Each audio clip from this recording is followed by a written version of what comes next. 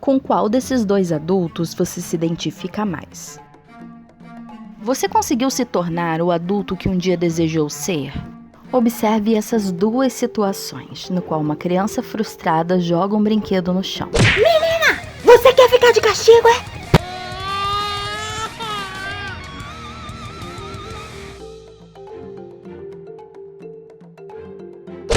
Tadinha, ela tá com ciúme da irmãzinha.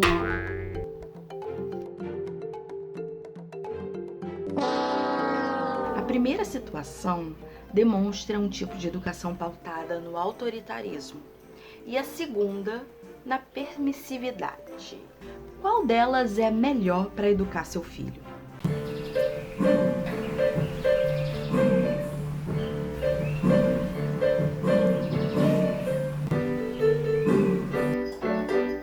Oi, meu bem, tudo bem?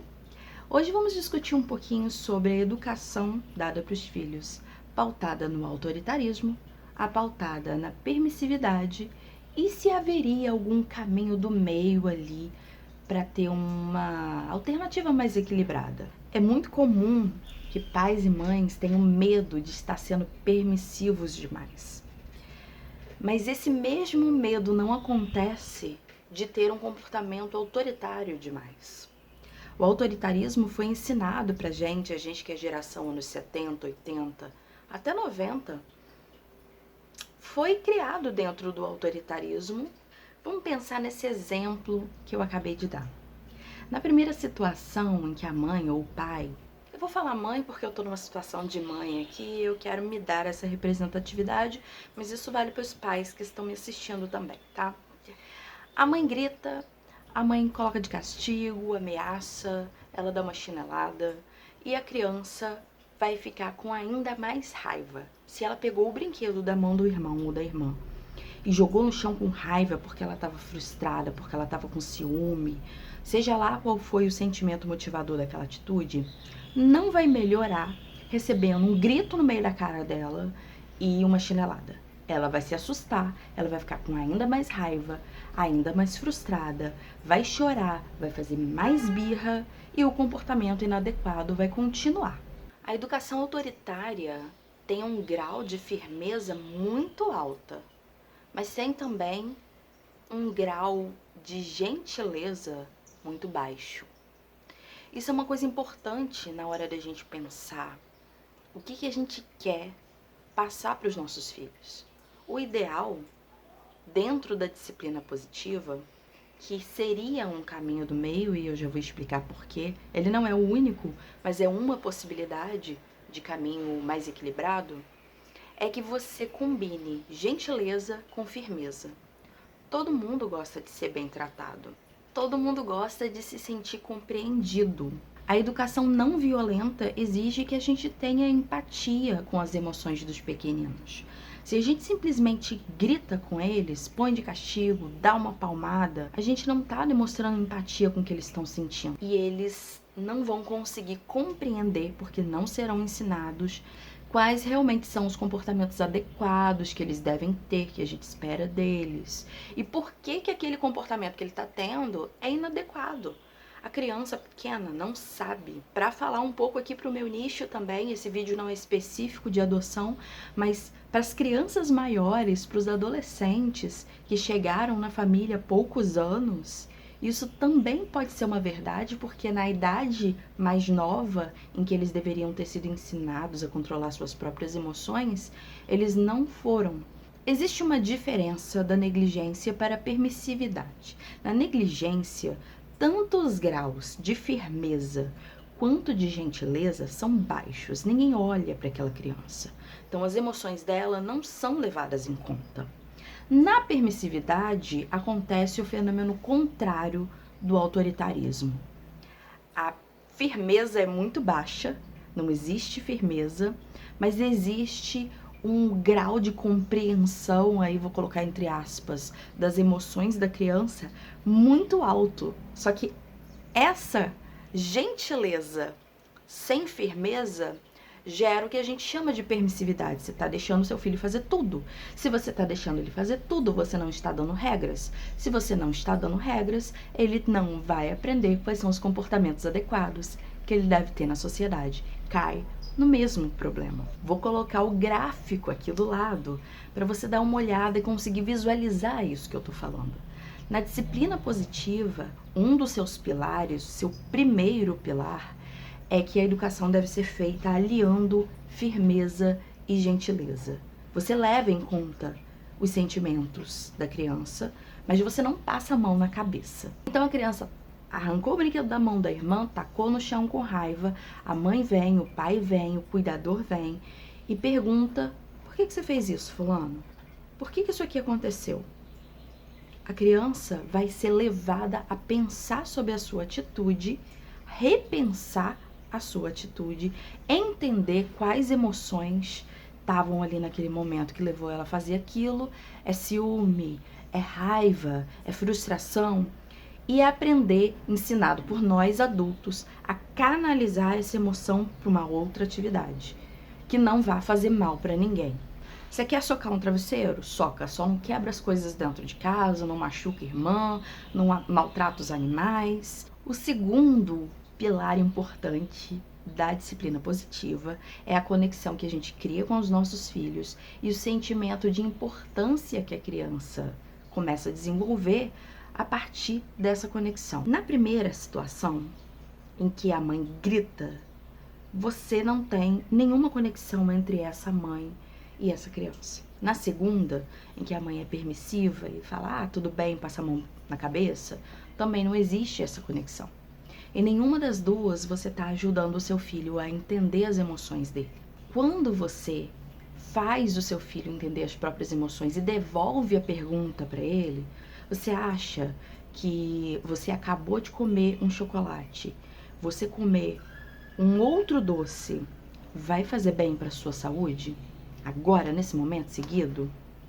Você não acha que em algum momento isso pode virar uma dorzinha na sua barriga? Faz a criança pensar, leva ela mesma a falar, melhor eu comer um pãozinho salgado agora, ou uma fruta, e deixar o doce para mais tarde. O que nós pais precisamos fazer é atender às necessidades dos nossos filhos. O doce não é uma necessidade. Se alimentar é uma necessidade. O doce é um desejo que cá entre nós, adultos, também temos. Então é compreensível. Só que a gente adulto entende que a gente não pode comer doce o dia inteiro, porque senão é a nossa saúde que vai pagar, o nosso estômago que vai doer. Vários problemas de saúde podem sair dessa comilança de doce desenfreada. Temos consciência disso, já aprendemos isso, controlamos nossos desejos e seguimos a vida. A criança não sabe controlar os próprios desejos. A criança também não controla as próprias emoções. É importante você entender que castigos e punições não vão gerar esse senso de importância, e esse é o terceiro pilar da disciplina positiva. Castigos e punições têm efeito a curto prazo. A disciplina positiva visa ter efeitos a longo prazo. Dá mais trabalho, você tem que falar 1000 vezes, você tem que conversar muitas vezes, mas de repente você vê a própria criança fazendo escolhas saudáveis e isso é maravilhoso. Castigos e punições vão gerar medo.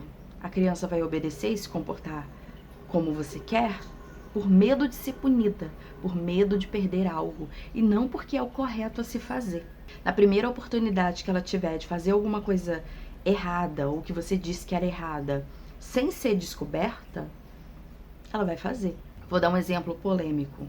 Não é justo que você espere seu filho ou sua filha fazer alguma coisa errada, desobedecer, sair da regra, para você castigar ou punir tirando a televisão. Se você acha que a criança deve ver menos televisão, deve mexer menos no computador, no celular, no tablet, tire a tela da criança dizendo isso. Você tem autoridade, tá? Você é o pai, você é a mãe. Então, firmeza. Filho, filha, não vai assistir tela o dia inteiro. Você precisa fazer outras coisas e seja gentil. Explique o porquê. Criança precisa brincar com coisas variadas para se desenvolver saudável. E acolha a frustração que vai acontecer. Tá tudo bem a criança se sentir frustrada. Acolha.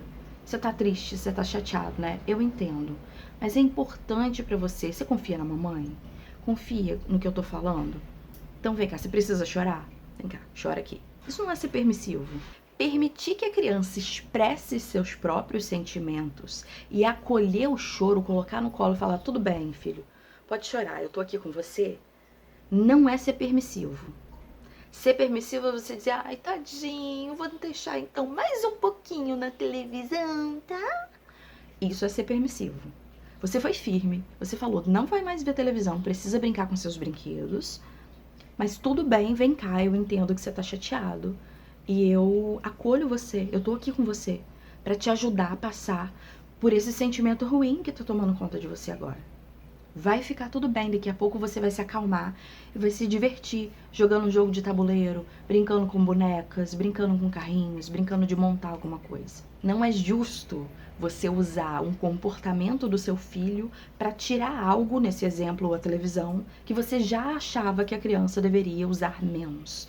Não é honesto com seu filho. O quarto pilar da disciplina positiva é que através desse acolhimento das emoções, de ensinar a redirecionar, da gentileza aliada à firmeza, você está ensinando habilidades sociais e de vida para o seu filho. É muito importante você ensinar sua criança a regular as próprias emoções, porque a criança pequena não sabe lidar com as próprias emoções. E pode acontecer de você estar adotando uma criança de 11 anos de idade, que você esperaria que já soubesse lidar com as próprias emoções e não fazer birra, mas ela faz birra como se tivesse 5, porque ela nunca foi ensinada.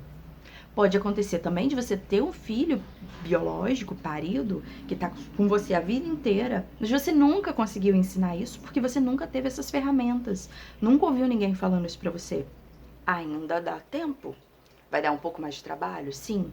Mas os filhos mudam quando a gente muda. O mais difícil é a gente mudar, inclusive, do que os filhos. A terceira alternativa, aquele exemplo que eu dei no início do vídeo, é da mãe sentar, ajudar a criança a se regular.